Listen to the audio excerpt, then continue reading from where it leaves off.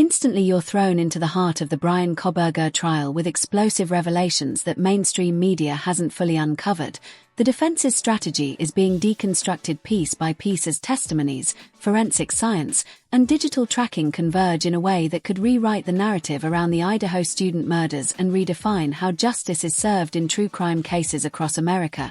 Let's cut right to the chase. Today, a lead prosecution witness delivered electrifying testimony about fiber matches linking Kohberger's clothing to the victim's apartment, explaining how highly specialized polarized light microscopy and infrared spectroscopy confirmed that fibers taken from the victim's bedroom matched, to a near-scientific certainty, fibers embedded in the lining of a jacket Kohberger was seen wearing the night of the murders. Details that, despite their importance, have not been given the spotlight they deserve, especially in outlets more focused on sensationalism than science, and these fibers included not just generic polyester but a proprietary blend used exclusively by Kohberger. According to lab analysts who said that out of thousands of samples they tested, only one matched his unique fiber signature. Next, dive into the DNA evidence where forensic specialists testified the mitochondrial and nuclear DNA recovered from under the victim's fingernails is consistent with Kohberger's genetic profile. DNA experts told the court that the likelihood of coincidental DNA belonging to someone else is less than 1 in several trillion, and they walked the jury through how each step of the chain of custody was thoroughly documented, with multiple independent witnesses confirming when samples were collected, sealed, and transferred, making contamination highly unlikely. This evidence was reinforced by photographs taken inside the evidence vault showing successive seals, timestamps, and conveyor belt systems that increase transparency.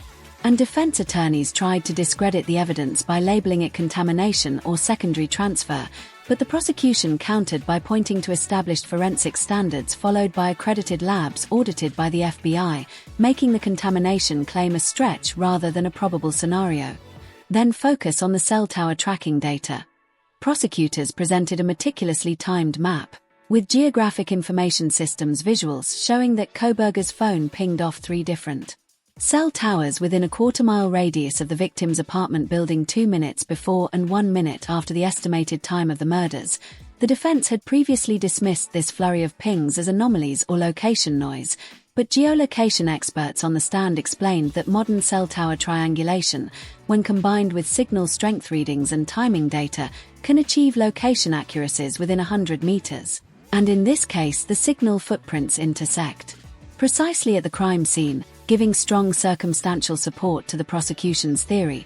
Layering in public reaction, we see true crime forums and Reddit threads exploding with analyses of courtroom sketches, timestamps, and forensic breakdowns, with lay enthusiasts and armchair detectives debating spatter patterns and fiber types while candlelight vigils in Idaho reflect nationwide grief and demand for accountability. Citizens across social media are posting comments like, "Fiber science is the silent killer in this case, and the phone ping map doesn't lie," showing that online discourse is a powerful undercurrent shaping public sentiment even as jurors are instructed to avoid external influence.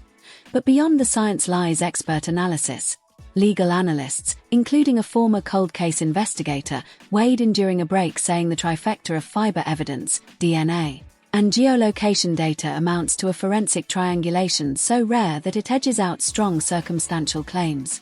In many past high-profile cases, they noted that individually each piece is significant, but together they form a robust and cohesive narrative that meets the beyond a reasonable doubt standard, a threshold far higher than mere suspicion. Now let's consider the defense's counterargument. Their experts concede that the fiber and DNA links are compelling but argue that secondary transfer could explain both, offering hypotheticals such as Kohberger handling clothing or bedding used by one of the victims at a shared off-campus gathering, and they criticize the phone data by pointing to gaps of a minute or 2 and possible missing tower signals, citing instances where non-profit metadata analysts showed that private cell site simulator tests in similar terrain had up to 200-meter variance. Defense counsel spotlighted these uncertainties and argued that they should cast reasonable doubt, especially in the absence of eyewitnesses placing Kohberger inside the apartment. Yet the prosecution responded by reinforcing conclusions from phone forensics experts who reviewed tower signal logs, radio frequency propagation models, and even historical weather conditions affecting signal bounce, concluding that errors beyond 100 meters were extremely unlikely in a suburban environment with open terrain and multiple towers. One expert testified that under these conditions, the phone's movement pattern mirrors human movement, showing precise progression along a sidewalk adjacent to the victim's residence, as evidenced by timestamps that aligned with elevator access logs inside the building. Shifting focus to courtroom visuals, prosecutors have unveiled crime scene maps layered with time-stamped evidence photo placements, including blood spatter patterns consistent with close-quarters violence having directional vectors pointing toward the same central area. And they even overlaid a digital silhouette representing a human form to show how force trajectory analysis ties to the locations of victim injuries. These maps were later displayed on social media and in YouTube breakdowns and are currently being further studied by forensic trajectory analysts who say they confirm a struggle scenario inside one room, not an attack from outside.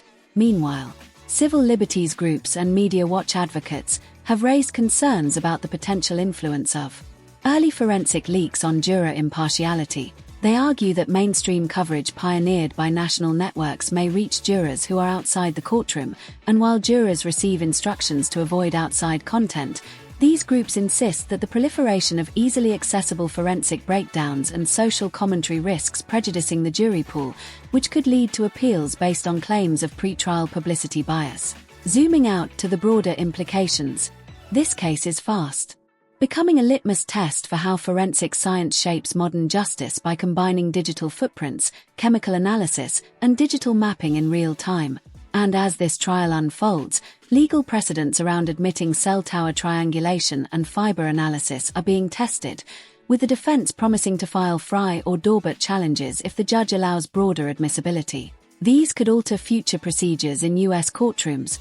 Public engagement trends are also shifting.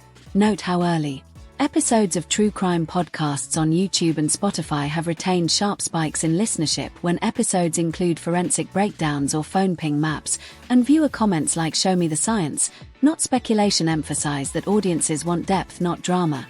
And on social platforms, creators are increasingly using green screen maps, courtroom overlays, and forensic sketches to guide viewers through complex evidence, showing a shift in how true crime content is both presented and consumed, which loops back into the legal environment.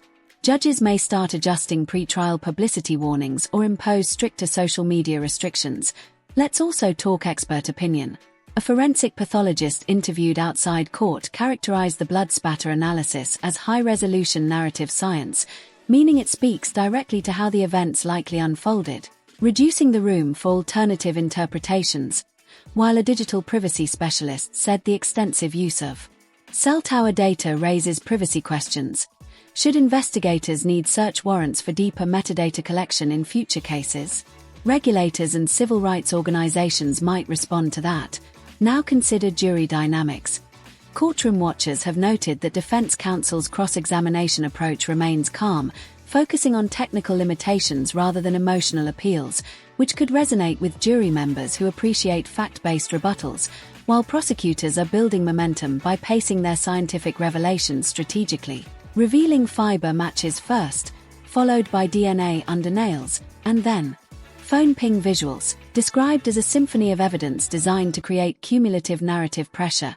Meanwhile, the victims' families attended court today looking for clarity, and small moments captured by court sketch artists, like visible reactions to DNA samples being displayed, are being shared under controlled news coverage, adding emotional gravitas without violating gag orders. And when you factor in the growing candlelight vigils and community meetings being shared online, it becomes clear this trial has sparked a nationwide healing and reckoning moment, with some calling it a case that could usher in a new era of science-backed accountability.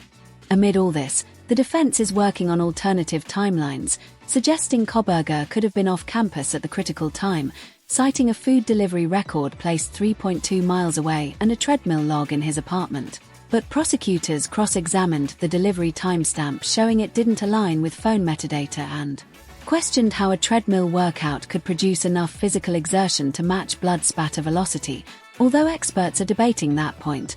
There's also internal debate in the scientific community, with some forensic textile experts saying fiber uniqueness beyond generic polyester is difficult to prove outside controlled lab settings and urging caution.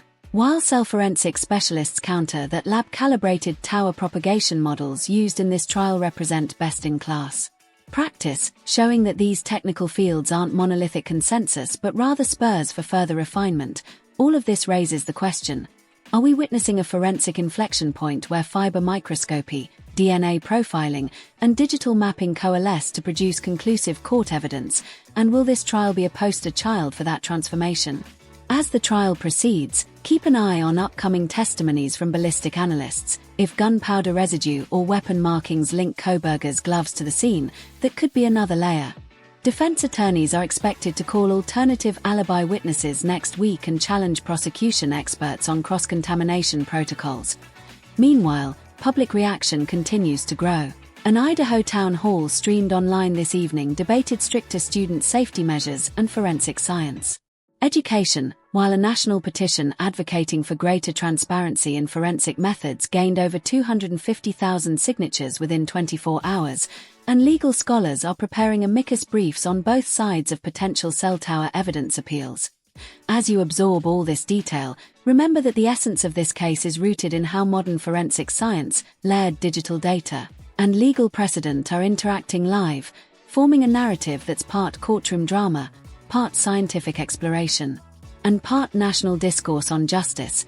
And for you watching this video, the task is clear: evaluate the evidence, not the headlines. Ask yourself, do you trust fiber science, DNA analysis, digital forensics, or is there reasonable doubt?